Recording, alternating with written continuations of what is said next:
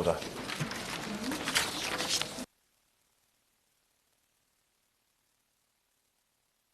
Next debate, and I call Blake Stevenson to move the motion.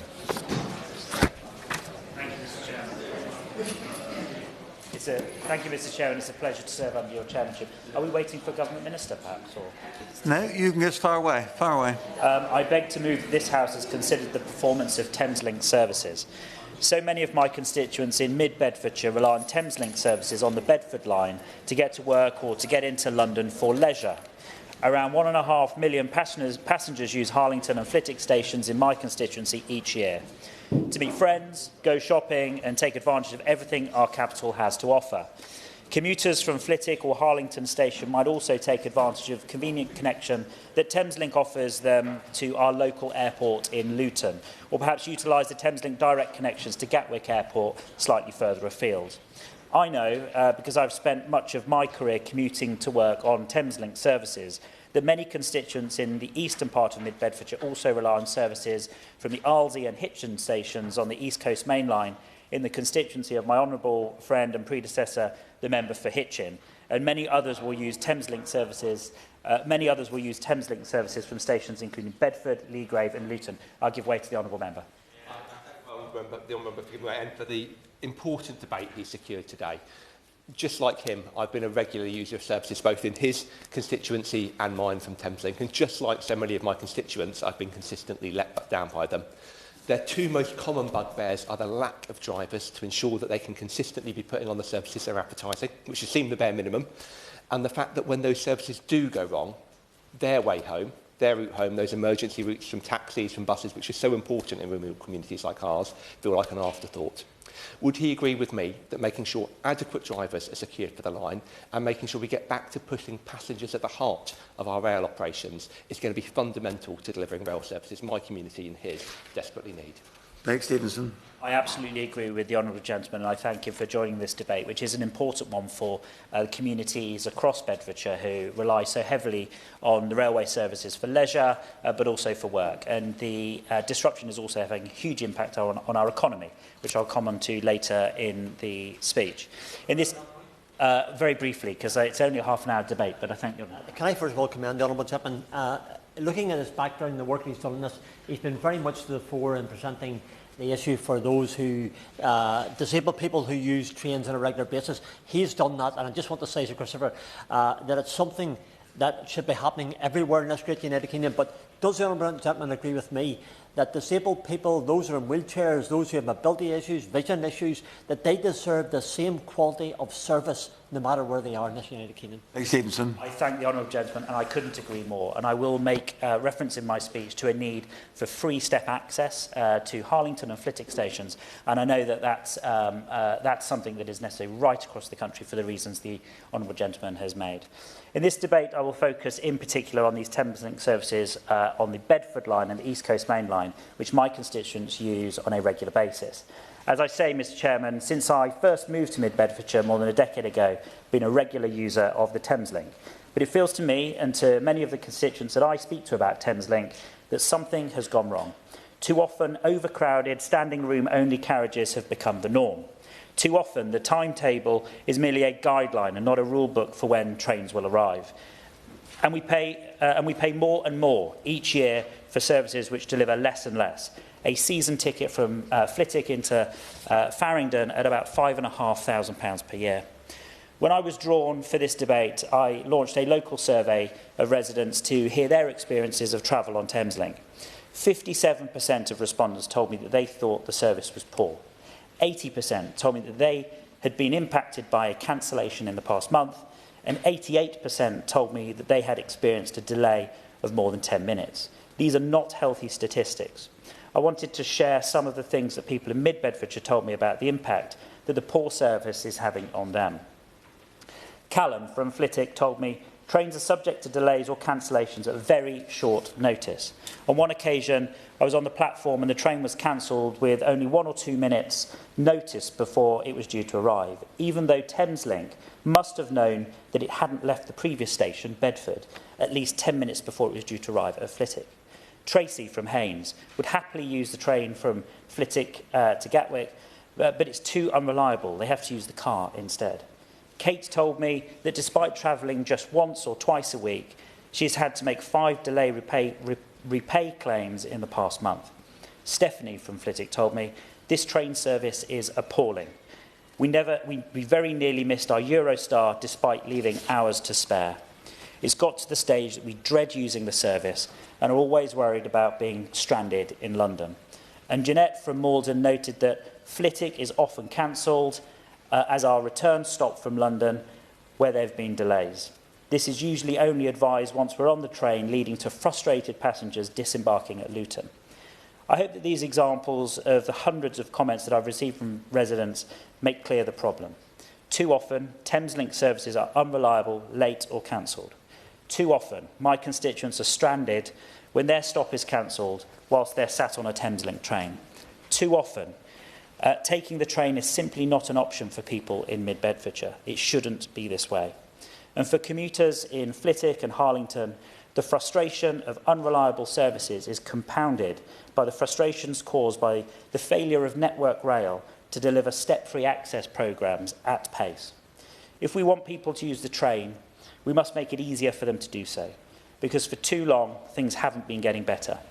In 2008, a commuter getting the 0741 train from Flitwick could expect to arrive at London St Pancras at 0832. Today's timetable has no more stations, but nearly 20 years later, commuters on the 0741 from Flitwick can expect to arrive at St Pancras 2 minutes later at 0834. And that is when the trains arrive on time, because too often they don't arrive at all. In the past 100 days, 11% of the 0741 services from Flitwick have been cancelled, and 25% have arrived at St Pancras more than 5 minutes late. That compares reasonably favourably with the 0743 service, which has been cancelled 28% of the time and has arrived late 42% of the time. It's simply not good enough. And that's just the morning commute. The best performing return journey between 1700 and 1830 from St Pancras to Flitwick has been more than 5 minutes late, 23% of the time in the past 100 days. For commuters in Harlington, that evening peak period sees 3 services which are more than 5 minutes late, 50% or more of the time. 3 evening services more than 5 minutes late every other time you use them, Mr. Chairman. One of them cancelled more than a quarter of the time. We must do better than this, and I know we can. Because investment through the Thameslink programme under the previous government have seen the travel times from Arlesey to St Pancras drop from 37 minutes in 2008 to 40 minutes now. And services here at least have become much more convenient, with trains now running beyond St Pancras and into South London, and indeed beyond.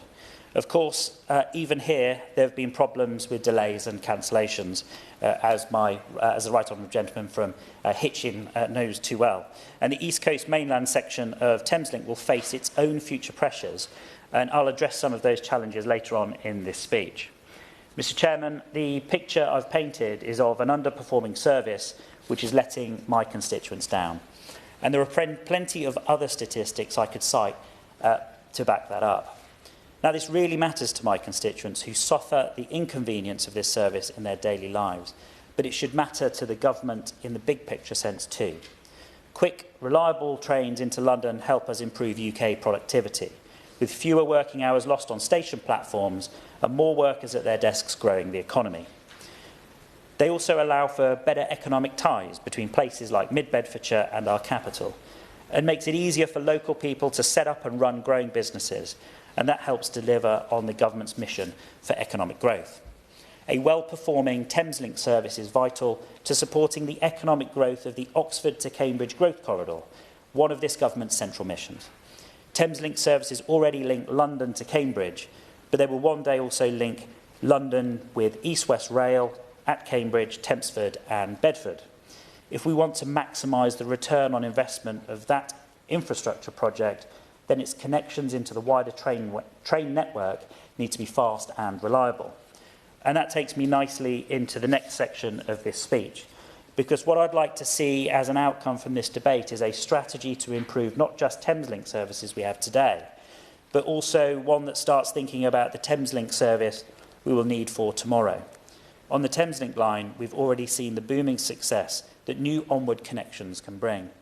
Farringdon Station, which is served by the Elizabeth line, served just over 4.6 million passengers in 2010. Today, it serves 10 times that number. We know that Thameslink faces significant future pressures. And if those pressures have even a fifth of the impact of that of the Elizabeth line on Farringdon, we'll need to see serious forward planning to ensure that commuters travelling to and from mid-Bedfordshire can benefit from sufficient capacity to enjoy comfortable commutes. Take the Bedford line specifically. In relatively short order, that line could see additional pressure from Luton Airport expansion, a universal theme park at Kempston Hardwick, an interchange with East West Rail, a rail freight interchange in Sundon, and more than 10,000 more houses in my constituency in mid-Bedfordshire alone. I hope that within the next decade, we might see the Ryder Cup come to Luton Hoo, bringing with it huge opportunities, but also considerable pressures on the local transport network.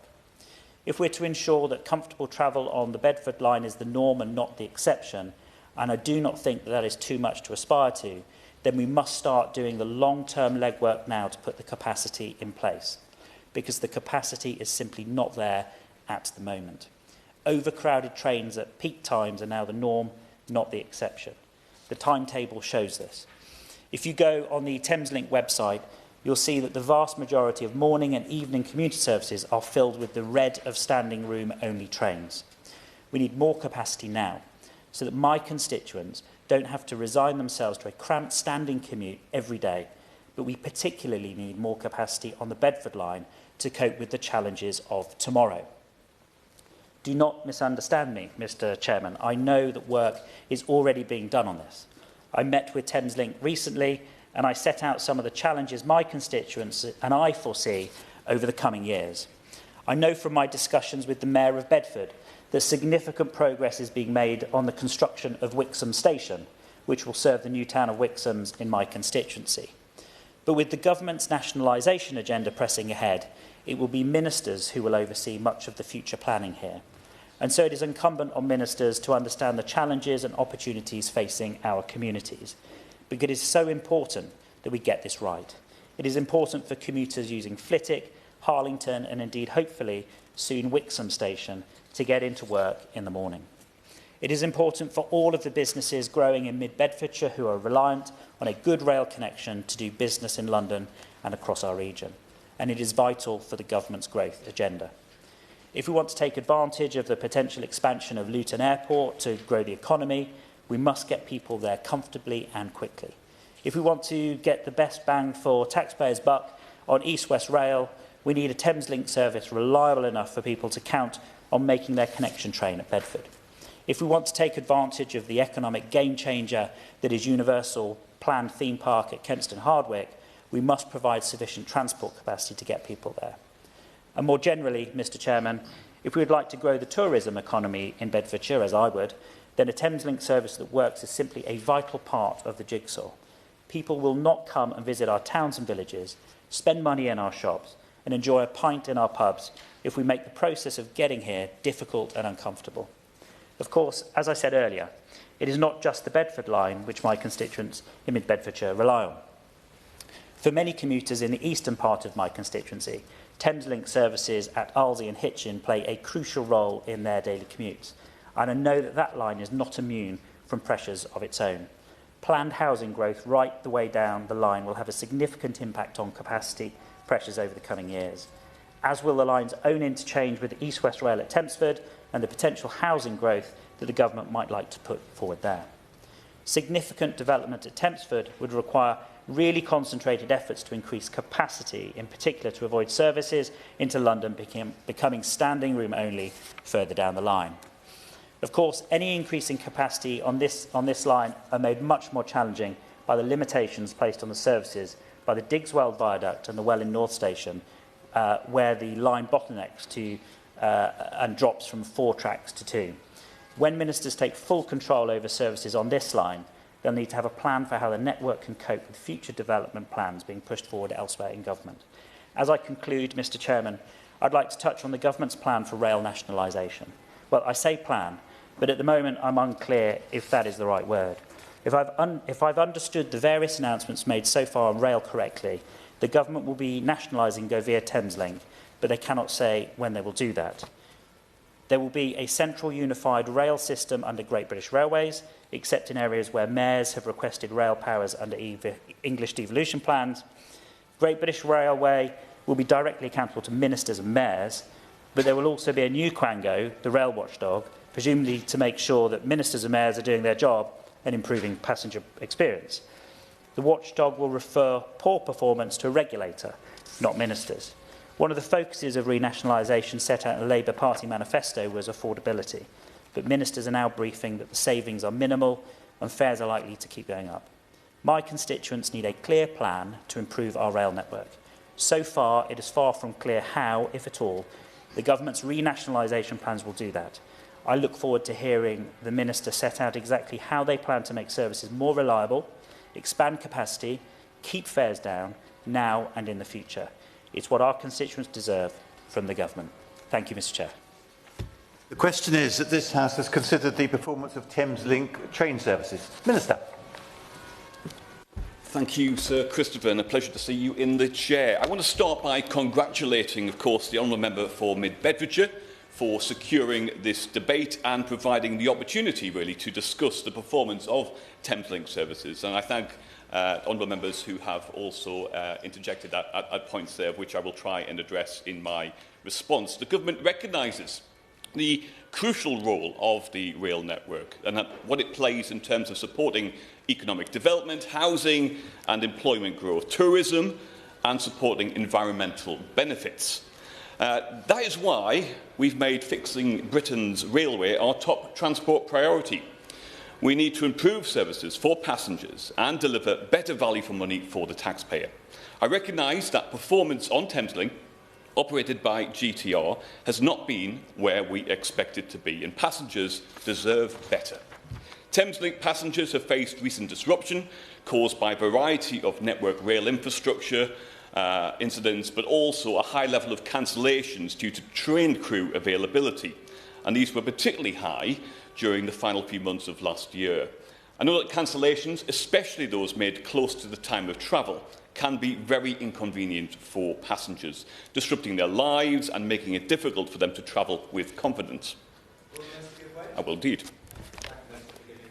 This morning, commuters in Ashwell in North East Hertfordshire, which is also served by Thameslink, wrote to me about the challenges they are experiencing around a lack of reliability and expensive fares on that line, and how that's increasingly cutting them off from work and education opportunities. So in his remarks, could the Minister address how, as we bring Thameslink into public ownership, what steps the government will take to improve fares and reliability on these routes? Minister. I thank the member for their intervention there. We're rewiring Britain's railways to end, I think, decades of poor service, waste and timetable chaos. A unified, simplified railway will put passengers first, raise living standards and boost growth as part of our plan for change. And I think we'll hear more about that when the rail bill comes before Parliament. Disruption due to train crew availability remains a priority for my department. The department's officials are closely monitoring train crew availability levels and the actions that GTR are taking to improve, which will provide greater resilience in this area. I'm pleased to see that there has been some recently improved performance in this area this year, but this needs to be sustained and must be improved upon further. The department has also commissioned work to understand in detail the impact of train crew availability upon performance. This will look at issues such as staffing levels, recruitment, training, overtime and planning efficiency. This work will outline recommendations to address the issues in the short, medium and long term. With regards to disruption due to infrastructure incidents, GTR and Network Rail continue to work closely to improve the reliability of the infrastructure used by Thameslink services to help reduce associated delay and cancellations. I understand that there is currently a programme underway to upgrade the overhead wires on the Midland Main Line, and over the Christmas break the central London Thameslink core had most of its rails replaced, which will help prevent track faults. This government is focused on restoring rail performance. We've been clear that rail services have been failing our passengers. The Rail Minister has met with GTR, as well as Network Rail, to ensure that they're delivering on their plans to address poor performance on Thameslink. The Department's officials, the Rail Minister and I will continue to closely review Thameslink's progress for a sustained recovery in performance to deliver punctual, reliable services that passengers and taxpayers deserve. Chris To Bloor. the Minister. Thank you, Mr. Chope. The Minister quite rightly, and I apologise for being an interloper from the West Midlands, but you mentioned the important point about passengers being failed, but as well as passengers being failed of what's happened, the fragmentation of our network, is that we've been failing businesses, particularly businesses that want to invest in constituencies like mine in Redditch. And so improved services, not just for passengers, but also mean improved services for businesses when making decisions on where they may relocate and invest. Yes, I think the member makes a really important point. It is about making sure that passengers are at the core of what we deliver, but the obviously knock-on effect on businesses is also really important.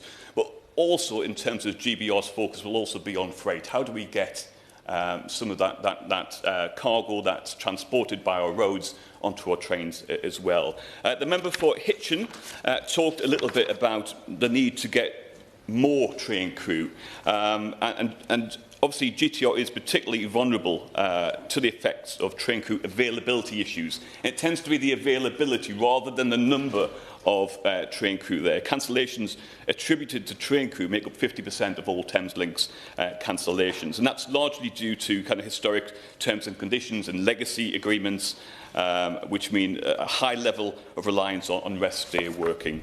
I'd like to close by confirming that this government will continue to put passengers at the heart of what we do and to deliver a railway which, in its 200th year, we can be proud of once again. I want to thank the Honourable Member for Mid-Bedfordshire once again for bringing this debate and acknowledge the importance of this matter to him and his constituents.